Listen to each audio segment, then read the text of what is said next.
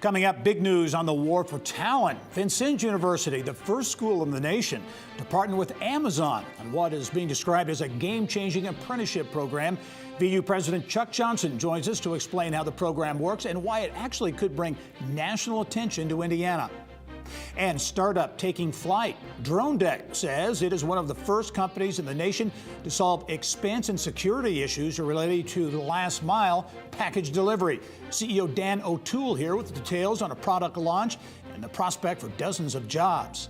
Plus, I'm Mary Rachel Redmond at the oldest glass factory in America, right here in Kokomo, that's been in operation for over 130 years. I'll have more on my glass adventure coming up. Details on those stories and much more ahead on this edition of Inside Indiana Business.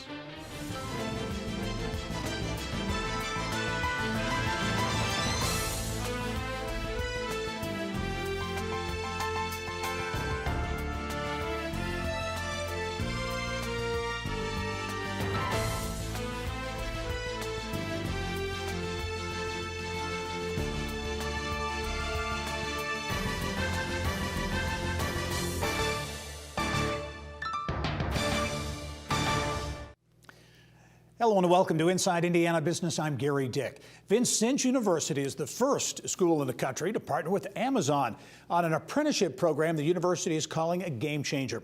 The program combines immersive classroom learning, hands-on instruction, and on-the-job experience in preparing apprentices for careers in automation and robotics, specifically in the logistics sector. Students will live on campus.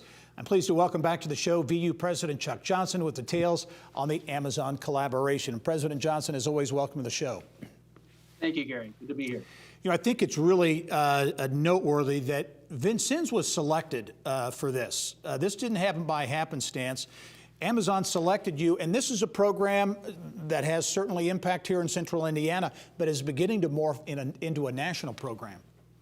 Absolutely. We were fortunate to have Amazon, representative from Amazon, visit our Logistics Training and Education Center in Plainfield in about 2019. And from there, they were talking about what they could do to support the Central Indiana fulfillment centers. And that grew into an apprenticeship program for Central Indiana, 43 apprentices in that program, still currently in that program. And then they came to us after the launch of that in September of 19 and asked if we could maybe change the model a little bit and do something differently where they could bring in apprentices from around the United States to the Vincennes campus, where we have residence halls and can put people up for housing, and do it in a model where they do 12 weeks of intensive training to start, and then they go back out of the fulfillment centers and they'll come back for periodic training to Indiana. A lot we could talk about here, but give us the thumbnail description of the program as one of the items indicated on the screen there. Some of these people have the ability to perhaps increase their income by 40%. These apprentices are going to live on the VU campus, get the work experience, and then go back out into the workplace. How will it play out? Well, we've been able to get folks to come in from all over. Even during the pandemic, they've been able to complete their training. The training is very intense. It's full weeks of training and hands-on with our instructors in our mechatronics labs, and then they'll go and take tests to be certified according to different levels and different qualifications under PMMI, which is the certifying organization. And then once they complete the 12 weeks of training, Amazon then sends them back to their fulfillment centers for home to begin the actual on-the-job apprenticeship work, and then they will be back and forth for additional training as needed. And Chuck, again, a number of these workers are here in Indiana, but some, as you indicated, are from around the country. This is really a model that could be perhaps replicated, I mean, at other companies, and it's really focused, again, on the logistics sector at this particular time. Absolutely. Well, we know that automation is going to be an even bigger factor in a lot of industry, but logistics especially. And these are the individuals that help manage that automation, help keep it running, help ensure that things are moving efficiently and as expected. And so here in Indiana, and central Indiana in particular, with all of the logistics and distribution centers that we have, this skill set will be needed. And I think this could push Indiana into a position where we are not just training Amazon, but all sorts of folks across this, and give us the ability to say we are not just the locus for distribution because of our geographic location, but because we also have the ability to develop the talent needed to keep these systems running. This really is a testament, I think, to the work that you and your team at Vincennes have been doing on a number of fronts. As you look at this going forward, and you touched on this a moment ago, but this has the potential to make Vincennes, also Indiana, more of a maybe a shining light when it comes to folks from around the country looking at the state of Indiana. Absolutely. I think if we hear all the time about the need for talent, particularly technical talent in these key types of industries, and it'd be great if our folks in economic development can say, not only do we have a great location for you because of our highway system and where we're located, but we also have the ability to get the talent you're going to need to sustain these businesses. And very quickly, we only have about 20 seconds, but you talk about a game changer. Sometimes that's overused, but it seems that this could be a game changer for the university going forward. It's a tremendous model for us. It builds on a lot of things we've been doing with other partners, and this is a great way to utilize the assets that we have and the great faculty we have. Vincennes University President Chuck Johnson, a major partnership, an apprenticeship partnership, a program with Amazon bringing some national attention to Indiana. Chuck, as always, thanks for joining us. Look forward to having you on the show again sometime soon. Thank you, Gary. All right. Well, we have some very exciting news to share with you this week about a project here at Inside Indiana Business that we've been working on for a number of months. Starting Monday, that's February 8th, you will be able to listen to my inaugural podcast, Business and Beyond, a weekly conversation with Indiana leaders in business, politics, sports, entertainment, and beyond. And first out of the gate, there he is, Indiana University football coach Tom Allen. He's a homegrown Hoosier, grew up in Newcastle, passionate about his university and players. He put Indiana on the national conversation this year through not only his team's performance, but also with the motto LEO, Love Everyone, which also grabbed national headlines. LEO to me is a lifestyle. It's about investing in people. It's about creating an environment where they know you love them more as a person than as a player. Much more with Tom Allen, including what it was like the day he was called into Fred Glass's office and told he would be the next IU head football coach. The episode number 1 of the podcast, Passion, Pride, and Purpose, Beyond the Sidelines with IU football coach Tom Allen, will be available Monday. Check it out where you get your podcast. And for more information on the Business and Beyond podcast, all of our podcasts as well, just go to InsideIndianaBusiness.com and click on the subscribe tab. Up next, the future of mail and package delivery. Instead of looking down the street for the mail truck, you may instead be looking to the sky for a drone. Details on how Indianapolis-based DroneDeck says it is piloting the smart mailbox of the future, including plans for dozens of new jobs.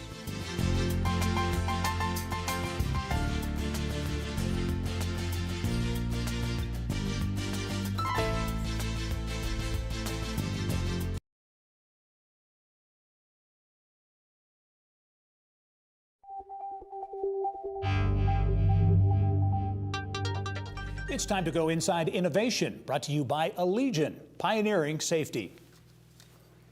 Well, DroneDeck, the startup that has patented a high-tech mailbox designed for secure drone delivery, says it's raised more than $1.25 million to support product launch that is nearing. As part of the launch, DroneDeck says it is planning a new Central Indiana office, the potential for up to 85 new jobs as well over time. Pleased to be welcomed back to the show, CEO Dan O'Toole, with more on the technology and where things are going. Dan, welcome back.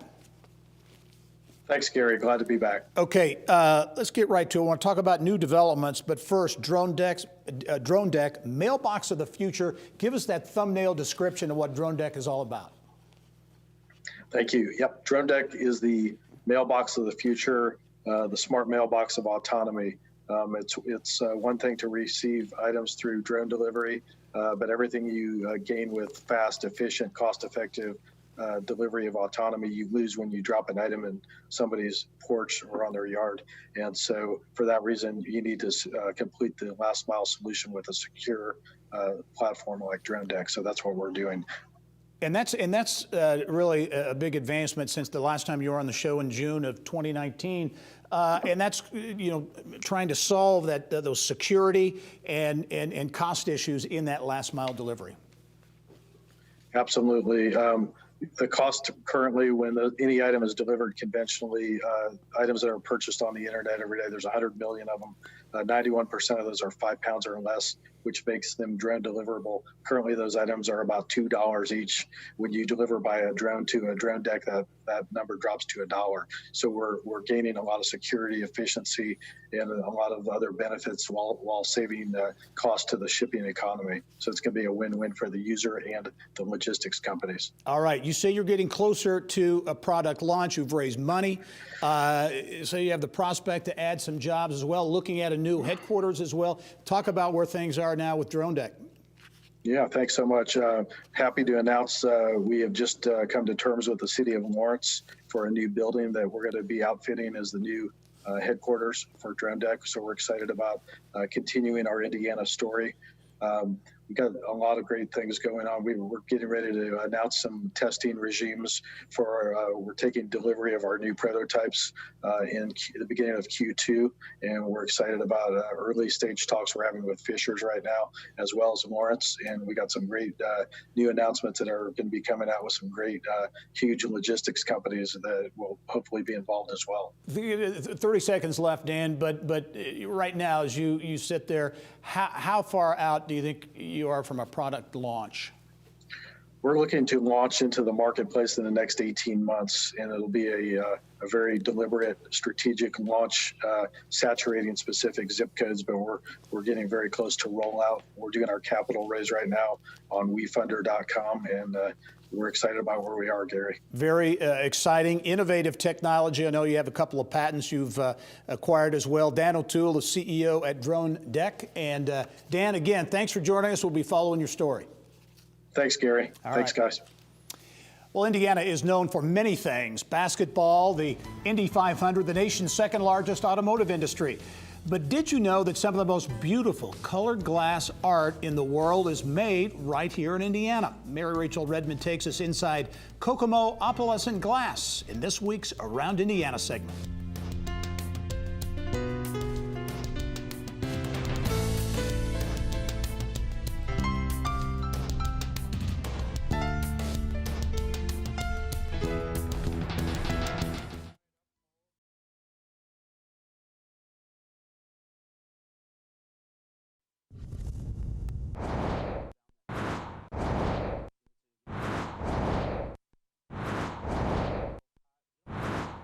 Here's what's making news now around Indiana. Brought to you by Chapman Heating, Air Conditioning and Plumbing, the man for all seasons, Chapman, chapmanheating.com. Well, for more than 130 years, this hidden gem in Howard County has been manufacturing and supplying glass to some of the most iconic buildings and works of art in the nation and around the world as well. Around Indiana reporter Mary Rachel Redmond takes us inside historic Kokomo Opalescent Glass. People have been making glass, going all the way back to very ancient times. We're talking ancient Egypt. The Romans were very good at it. The Babylonians did it.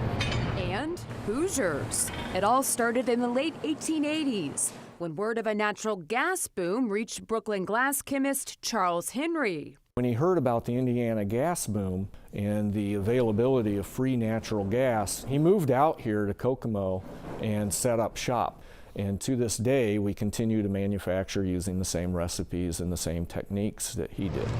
So this hasn't changed much since 1888. This is the original No, this building? is the original building here. And really the whole complex is pretty much as it was.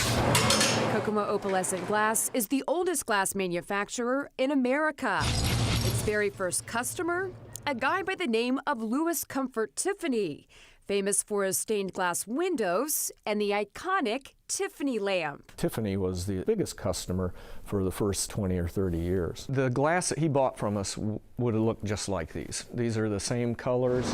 We still use the actual rolling machines that his glass was made on. You can find their glass in some of the most recognizable places around the globe, from the White House to the Vatican. We're in all the Disney parks. Some people estimate that we're in about 75% of the world's churches. We got a call 2 years ago from the maintenance manager at Mount Vernon. Had a pane of glass cracked.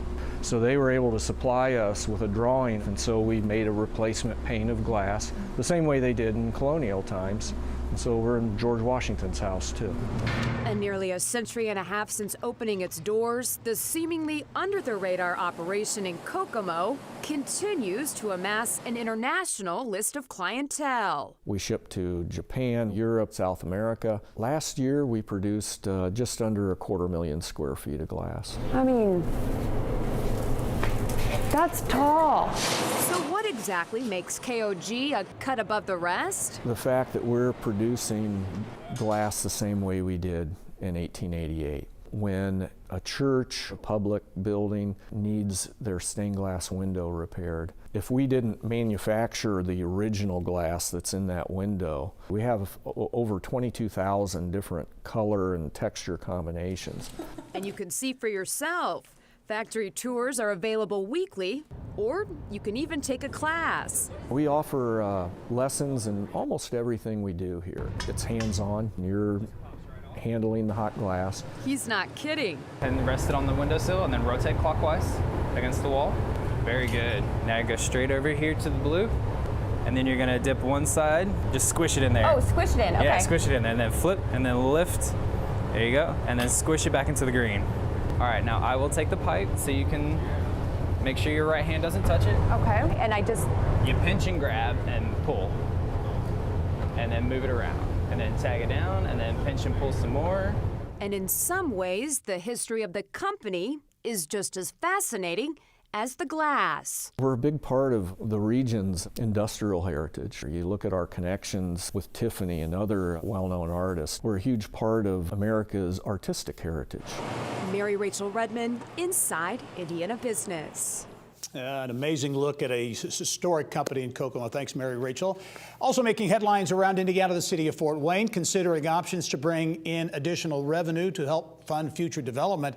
Mayor Tom Henry's office says the city is looking to add a penny to the food and beverage tax there, which could generate an additional $6 million annually. The Indiana General Assembly currently considering legislation that would allow Fort Wayne and others the ability to consider a change in the tax. The mayor's office says the increase would create about a $33 annual impact for the average family, about $14 for individuals.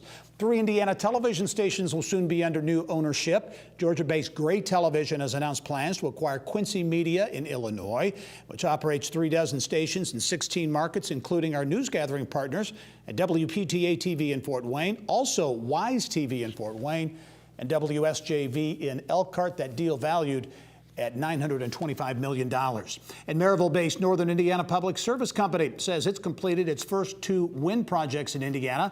The utility says the Rosewater Wind Farm in White County and the Jordan Creek Wind Energy Center near Williamsport are part of its plan to be 100% coal-free by 2028.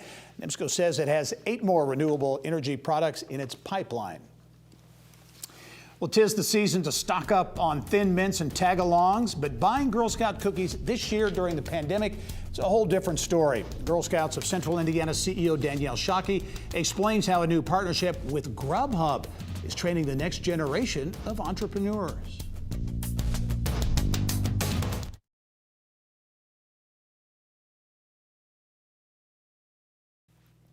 Well, it is that time of year again. Girl Scout cookies are for sale, and the Girl Scouts of Central Indiana says it's found a new way to use technology to sell even more cookies. Through a first ever collaboration with Grubhub, the Girl Scouts selling cookies in a creative and socially distant way. CEO Danielle Shockey has more on the Grubhub partnership and how it could be helping form a new generation of entrepreneurs as well. Danielle, welcome to the show. Thanks for having me. Yeah, and you are in a place where a lot of people would want to be. You are in the Girl Scout cookie vault, right? Among 120,000 packages of Girl Scout cookies.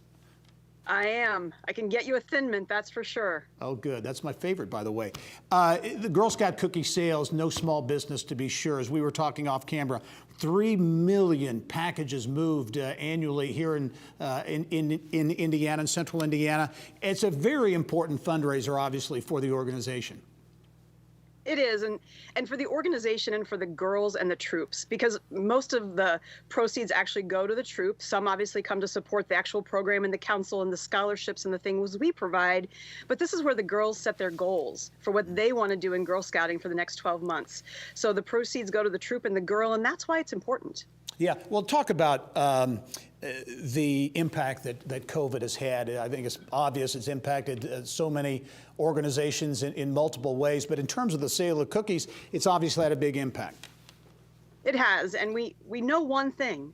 3 million packages of cookies are still wanted in our community, if past years have told us anything. And so we wanted to figure out alternative ways to get these to the consumer. So the Grubhub national relationship is perfect. It's contactless, and it's also perfect because it's teaching our girls another way of thinking about how to do business.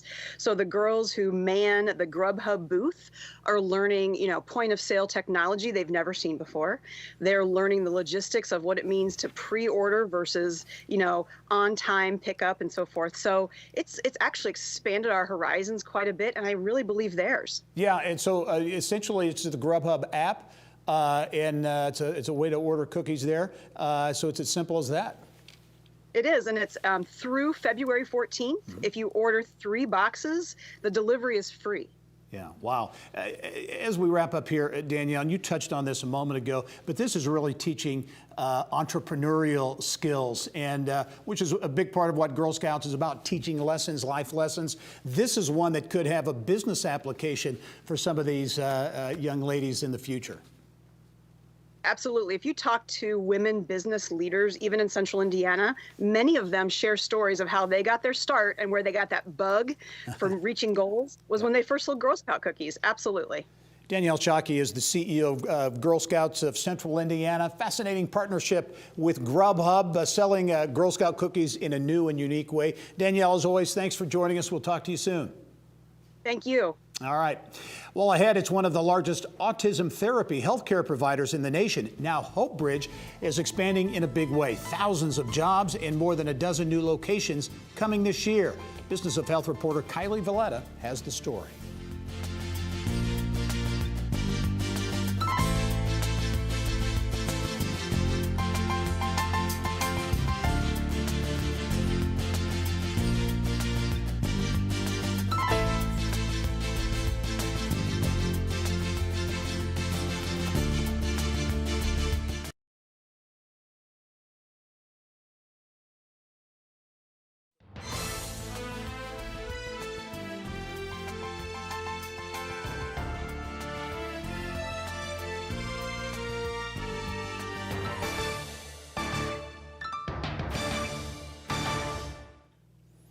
Well, the prevalence of autism spectrum disorder continues to grow, with 1 in 54 kids being diagnosed. As a result, the demand for therapists and other specialists to help kids with autism far outpaces the supply. That's why an Indianapolis-based autism treatment center is planning a major expansion. Business of Health reporter Kylie Valletta here with more. Kylie. Well, thank you, Gary. Hope Bridge Autism Therapy Center started about 15 years ago in Kokomo when its founder realized kids with autism weren't getting the therapy they needed. What started here in the Hoosier State has now grown to one of the largest autism therapy healthcare providers in the nation, with centers in 6 states. And Hope Bridge is now planning its largest expansion yet, opening up to 20 new centers, including a new one in Elkhart. Joining me now to tell us more about the growth is Kim Strunk, the founder and chief clinical officer of Hope Bridge. Kim, thanks for being on the show today. Thank you, Kylie. All right, so you have a big expansion coming, but first of all, let's talk about what you already have in Indiana, 18 centers. The new one in Elkhart will make 19. And you say what really makes Hope Bridge unique is its approach to care, which is called Hope Bridge 360 Care. Tell us about that approach. Sure. Our mission at Hope Bridge is to be able to provide access to children with autism for services that are appropriate. And part of that is making sure that we bring in a variety of specialists that are able to participate in that care. So one of the things that really sets us out is our diagnostic services.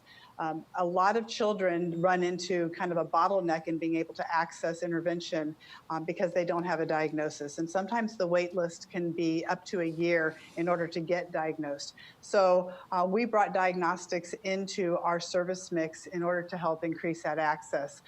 The other component that is important for these families is just convenience. And so having occupational therapy, speech therapy, and their ABA therapy under one roof really allows them to be able to access all the services at one time, and it's more convenient for them. All right, and this expansion up to 20 new centers in the 6 states, why did you see a need to open all these new centers? You know, the prevalence of autism continues to grow, 1 in 54 kids. And it's just amazing that the communities still have such a great unmet need. And so, again, our mission is to increase access for children to appropriate care. And so we continue to find communities that need services, and that's where we're going. All right, so let's talk about the pandemic. I think it's been hard on children everywhere for a lot of different reasons, but especially hard on kids with special needs. What kinds of challenges have you seen families with kids with autism struggling with during the pandemic? Yeah, the pandemic, as you said, I mean, it's been hard on everybody, but special needs children particularly hard, and families that are trying to maintain some type of continuity of care for their children.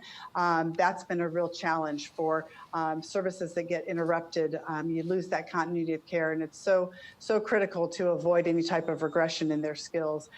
The other is social isolation. And for children with autism, social skill development is really a hallmark challenge for them. And so the isolation that the social distancing and the restrictions have put onto these families has only compounded that.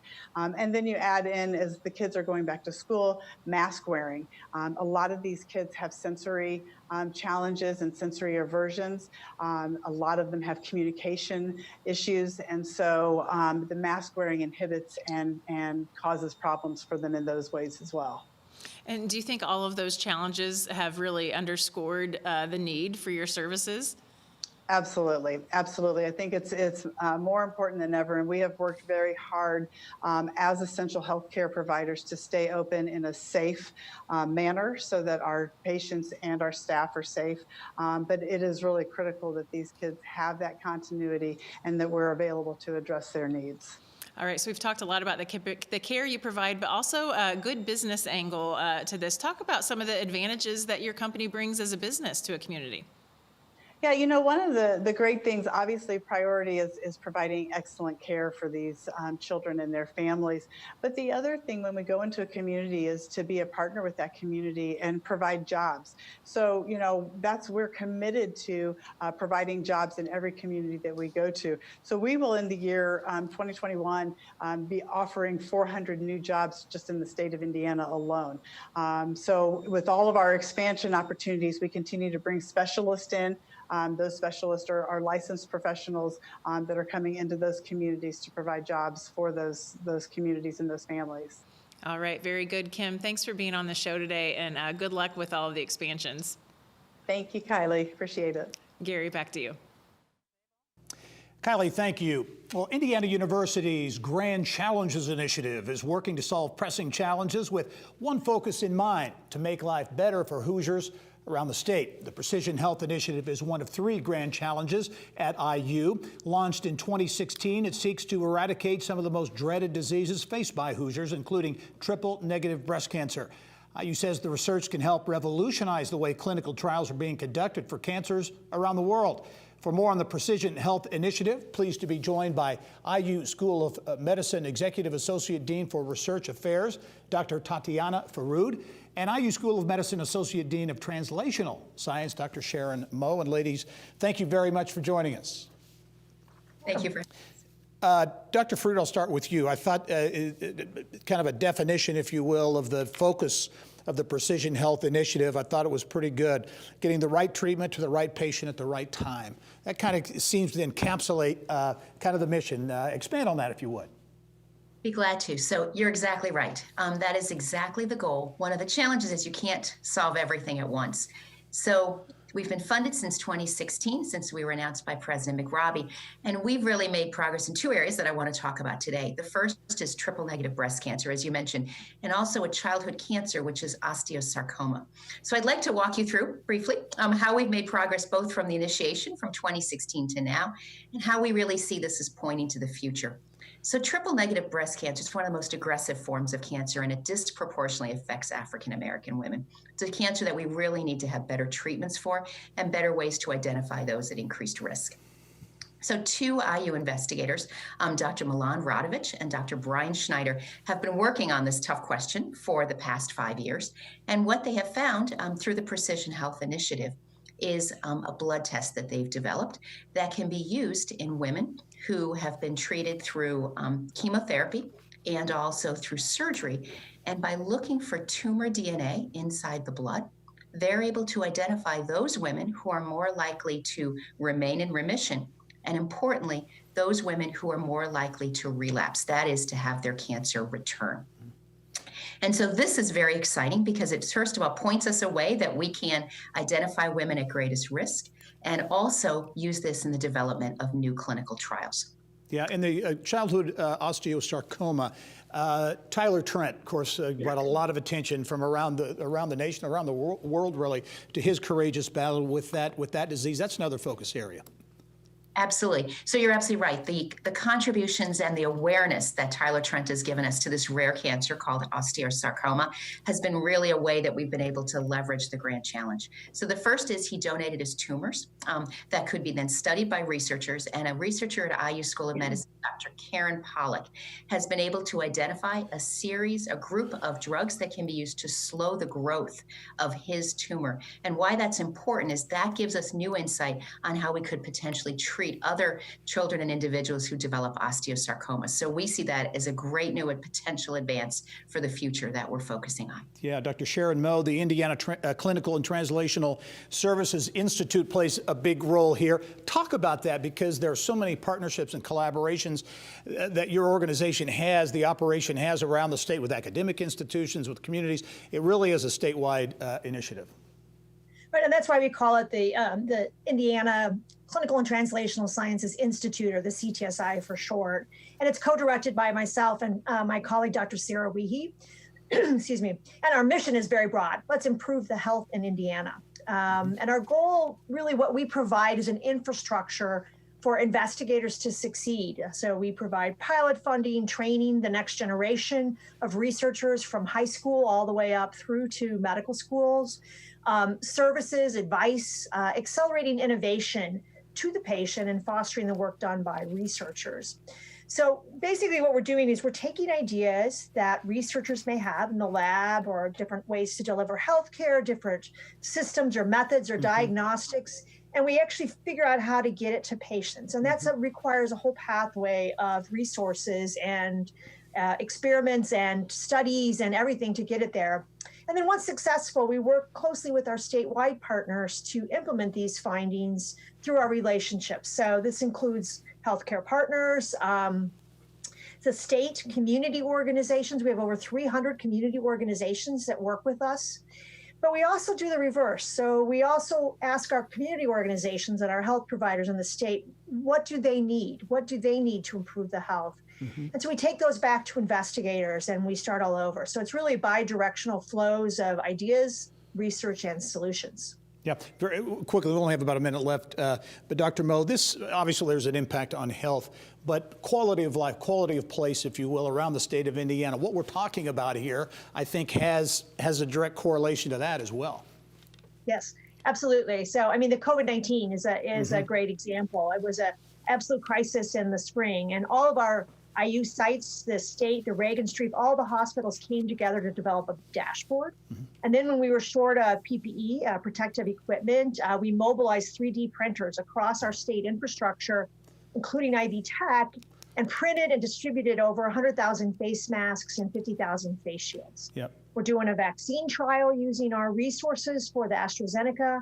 We collected blood and samples to help investigators figure out how can one disease give you a cough and a loss of smell and kidney disease. So there's a lot of puzzles to be answered. And so by mobilizing this infrastructure we really were able to get at needs very quickly, and having that is really important.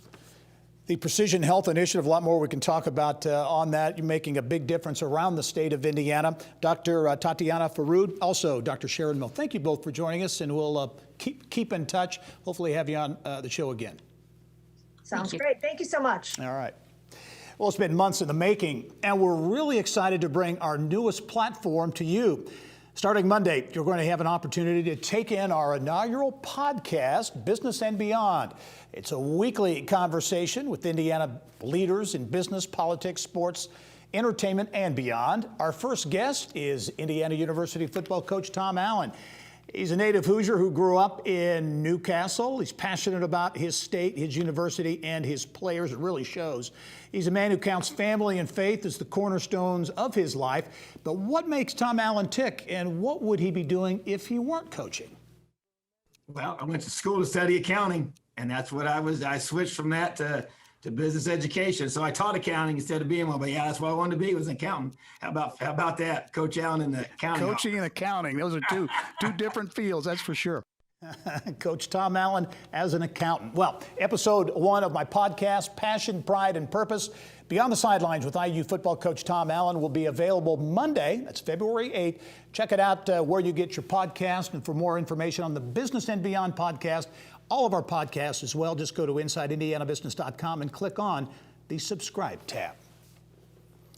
The freeze is on at Butler University, not just outside, but also when it comes to paying for classes. Butler University President James Danko joins us next to explain what went into the decision to freeze tuition for the next school year.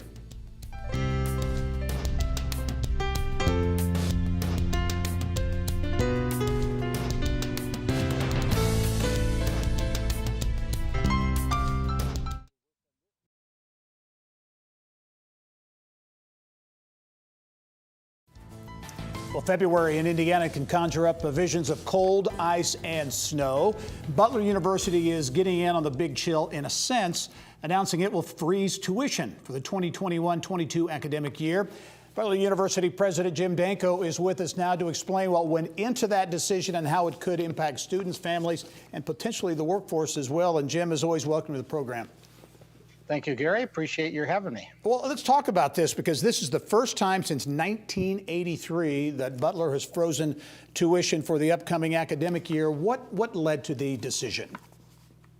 Well, certainly, first and foremost, the well-being of our students and families. Obviously, we're all going through a very difficult time. It's been a trying few months and still ahead of us as well. And we know that the pressure is on our families to pay for tuition.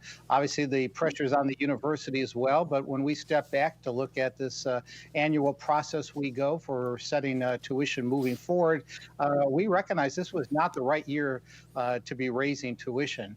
And having spoken through this with my leadership team and with our trustees, it was pretty uniformly agreed that we would hold on raising tuition this year. Yeah, and you mentioned the pressure on universities everywhere, colleges and universities, when it comes to cost. So this type of move too I would think have some benefits when it comes to recruiting students and others going forward. Well, absolutely. You know, the world of higher ed, I think this whole issue of disruption and cost pressure has really been, really been underscored during this pandemic. The change is happening quicker than we probably anticipate. Families, students are looking at different alternative forms of education, and it's incumbent upon universities like Butler University and others to do everything they can to, to be cognizant of the cost of education. Yeah, I know you're taking the opportunity as well to offer, I guess what I call a bonus to full-time faculty and staff. Well, there's a correlation. You know, we use the annual increase, frankly, to address the ongoing increase in cost, especially for a university like Butler that has risen itself in national prominence. We're recruiting faculty and staff from all over the country, so the cost of the talent continues to go up, and that includes an annual cost of living adjustment that we try to provide to our faculty and our staff. So this year, what we're doing in lieu of that, since we do not have the tuition increases, that we've provided a bonus to our faculty and staff of $1,000 each, both to recognize the great work they've done getting us through this pandemic, as well as something for their own cost of living and financial situations. Yeah, how's the university fared during the pandemic? I have to say we've really done quite well. I do a lot of benchmarking, obviously, with our fellow Indiana universities as well as the Big East. We went after this thing with budget adjustments and changes right from the beginning. It's left us in a really positive position right now, and in terms of being able to manage through this. Obviously, there's still quite a bit of uncertainty ahead of us, but I'm really pleased with the way we've progressed and the way, again, our faculty and staff, I have to really give them a major shout out because they've done an extraordinary job of making sure our students have been well educated and well taken care of on our campus. Partnerships, a big part of higher education now, including with the business community. I know you've had a partnership that's continuing now with Apereo, a tech company, with a presence here in Indianapolis as well. Yeah, that's one of many things that we've got going in terms of partnerships, alliances, and so forth with both businesses and educational partners. But Apereo has supported this program where we've got some of our students being trained for Salesforce.com certification in conjunction with their university education. So they come out of here with the skills that we know that employers are demanding of our students nowadays to assure that they're well prepared to hit the ground running when they leave Butler University. Yeah, I know you're getting ready for some March Madness too. Butler will be hosting a couple of games in the NCAA basketball tournament. We'll look forward to visiting the campus certainly for that and in future months. Jim Danko, as always, great to see you. Look forward to seeing you soon. Thank you so much, Gary. Appreciate it. All right. Well, the new Indiana Destination Development Corporation says its new campaign is aimed at telling the Indiana story to the world. CEO Elaine Beal says the Hoosiers by Choice campaign will showcase the benefits of living in the Hoosier State and also complement the state's economic development efforts. The campaign will run throughout the year, spotlighting people who have moved to Indiana and decided to make the state their home. The transplanted Hoosiers, like Indiana Fever GM Tamika Catchings, explain in short videos why they chose to live in Indiana. The IDDC cites data which shows more than 51% of state-to-state moves involving Indiana were inbound, coming into the state. You can learn more about the campaign by going to our website, InsideIndianaBusiness.com. Well, it's hard to believe it's been 9 years since Indianapolis hosted professional football's crown jewel. This year's Super Bowl in Tampa will look and feel a lot different compared to back then. We'll head to the Sunshine State next to talk with Wish TV sports director Anthony Calhoun about the game, the atmosphere, and who might be at quarterback next year for the Colts.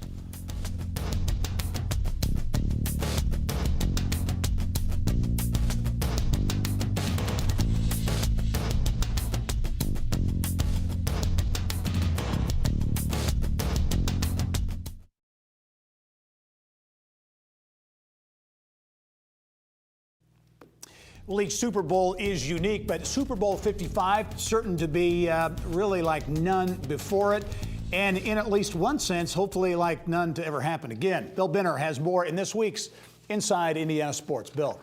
Thanks, Gary. For the first time ever, a team, the Tampa Bay Buccaneers, will have home field advantage, but with only slightly more than 20,000 fans in attendance because of COVID restrictions, that advantage is somewhat negated. Joining us now to offer his perspective is a veteran of multiple Super Bowls who has been in the middle of the pregame activities all week in Tampa, and our friend from broadcast partner Wish TV sports director Anthony Calhoun. And AC, thanks for making time for us. You look great down there in Florida. Thanks, Bill. Always great to be with you, my friend. And as you mentioned, it is beautiful here in Tampa, and we can't wait for Super Bowl 55, my man. Well, we're going to talk about Super Bowl 55, but first, let's talk about breaking news because you broke it on Thursday morning when you revealed that the Big Ten men's basketball tournament will add to our March Madness by relocating from Chicago to Lucas Oil Stadium. That's another incredible coup for the city of Indianapolis. Yeah, it is. And, you know, when I got the news from some sources that this was going to happen and take place in our great city, I was thrilled because, I mean, you know how tough it's been with the economy and just trying to get big events to Indianapolis. And we lost so much last year because of the pandemic. And to get word earlier in the week here that it was going to happen was just great news to report to the folks in Indianapolis. But here we are, the men's NCAA tournament going to take place obviously here in Indianapolis. And then now you got the Big Ten men's tournament, and it's going to be great. They'll play at Lucas Oil Stadium. That's what I'm hearing. That's what they're hoping to play, because the ladies are already in town playing at Bankers Life Fieldhouse. So it is going to be a fun week of Big Ten basketball in Indianapolis. And then think about that. You got that week of action, and then you got 3 more weeks of college basketball right in the Hoosier State. It is going to be just a tremendous month for folks who love basketball. Well, AC, let's talk about the Super Bowl. Again, you've been down there all week. It has to be just a surreal kind of Super Bowl environment, given everything that's going on elsewhere in the world with COVID. Yeah, Bill, you know, that's a great question, because it is very just different, just strange this year. You know, I've covered many Super Bowls, and I tell you one thing that grabbed my attention. Usually this place, they'll credit, they'll give out about 5,000 credentials to the media. Not the case at all this year. I mean, when we checked in early in the week, I mean, they maybe had 10 media members ahead of us. That's it, myself and our photographer. It's very different, very COVID-19 driven, obviously. When you're not on television, for the most part, you have to have your mask on. Every time I'm checking in for going to an event or even going to any type of setup for virtual press conferences, you have to have your mask on. We get a COVID-19 screening all the time as well. But I will say this, though. Just talking to the host committee down here, even though it's tough for them right now, as far as, you know, a Super Bowl like unlike any other, but they're grateful that they have just some business in general. I mean, that their hotel rooms are taken up. You know, usually it's about 86 filled to capacity during the Super Bowl. Around this time, like early in the week, it's only 53% filled right now. But at the end of the day, they're happy that they have bodies in there and they can make some type of money to bring into this economy here from Super Bowl 55. AC, just a little less than a minute ago, we got to talk about the Colts. A very fluid situation with quarterback, rumors floating around that Andrew Luck's coming back. Certainly, Matthew Stafford has already announced his decision to go to the LA Rams. Are you hearing anything down in Tampa in the middle of the NFL environment?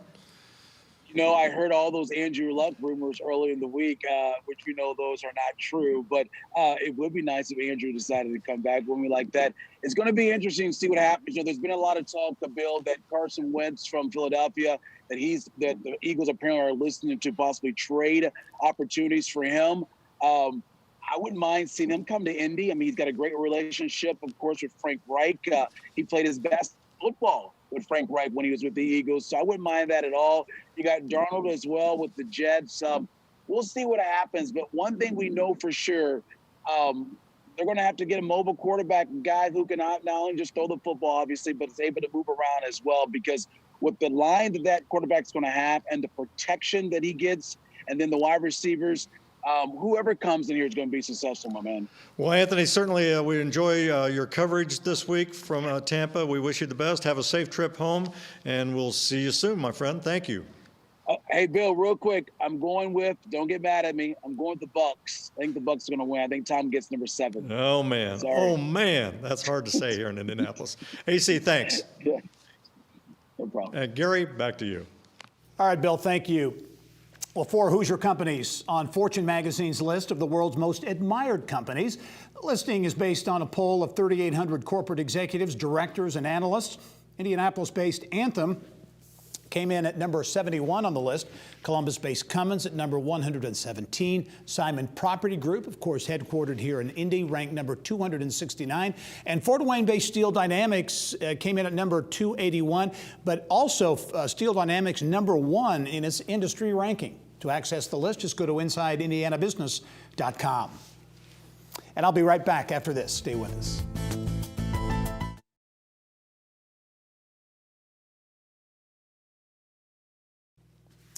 Coming up next week, Next Studio says it is designed by entrepreneurs, for entrepreneurs, with entrepreneurs. We'll tell you about 2 new Central Indiana-based startups being added to the portfolio at the Midwest's newest venture studio. Plus, nonprofit Changing Footprint says its goal is to change the world 2 feet at a time. How the organization has pivoted during the pandemic as the need for shoes around the world increases. Thanks for joining us this week. I'm Gary Dick. Go out and make it a successful week. Inside Indiana Business with Gary Dick is a production of Grow Indiana Media Ventures with support from WFYI Productions.